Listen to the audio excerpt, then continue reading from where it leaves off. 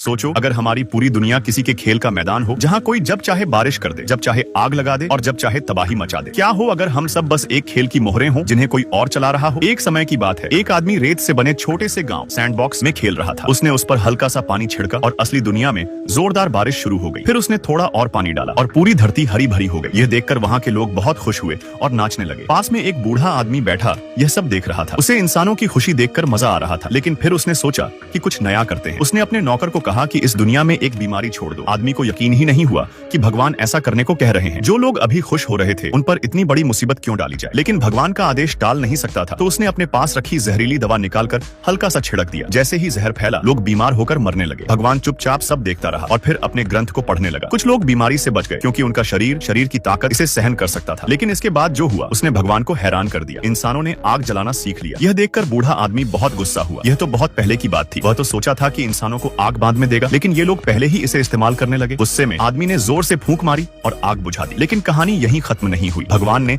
इंसानों को सबक सिखाने के लिए कहा कि उनके पीछे हाथियों का झुंड छोड़ दिया जाए। आदमी ने रेत के गांव में इशारा किया और असली दुनिया में बड़े बड़े हाथी इंसानों के पीछे दौड़ पड़े। डर के मारे इंसान अंधेरी गुफाओं में छिप गए। भगवान यह देखकर खुश हुआ और आराम करने चला गया। कुछ देर बाद जब उसने आंखें खोली तो देखा कि इंसानों ने फिर से अपनी दुनिया संवार ली है। यह देखकर वह बहुत गुस्से में आ गया। उसने कहा कि सबसे ऊंची इमारत गिरा दो। आदेश मिलते ही आदमी ने जलती हुई तीली इमारत पर फेंक दी। एक बड़ा धमाका हुआ और चारों तरफ चीख पुकार मच गई। भगवान यह देखकर खुश हुआ, लेकिन पूरी तरह संतुष्ट नहीं हुआ। उसने और जोर से फूंक मारी, जिससे आग और तेज फैल गई। वह अपनी ताकत देखकर खुश होकर नाचने लगा। जब उसने देखा कि लोग इमारत से बाहर भाग रहे हैं और दमकल की गाड़ियां आग बुझाने आ रही हैं, तो उसे बहुत गुस्सा आया। उसने कहा कि ये विनाश तबाही रुकना नहीं चाहिए। इसलिए उसने अपने नौकर को कहा कि एक बड़ा तूफान भेजो। आदमी ने हाथ घुमाया और देखते ही देखते बवंडर ने पूरी इमारत को निगल लिया। ऊपर जो लोग बचने की कोशिश कर रहे थे वे एक पल में गायब हो गए। भगवान ने यह सब देखा, फिर हाथ हिलाया और अपने नौकर को रुकने का इशारा किया। लेकिन यह दयालुता नहीं थी। बस दोपहर का खाना खाने का समय हो गया था। वह इतनी छोटी बात के लिए अपना आराम खराब नहीं करना चाहता था। अब सोचो, अगर हम सच में किसी और के बनाए गए खेल का हिस्सा हैं, तो क्या हम अपनी किस्मत खुद बना सकते हैं या बस वैसे ही नाचते रहेंगे जैसे कोई हमें नचाएगा।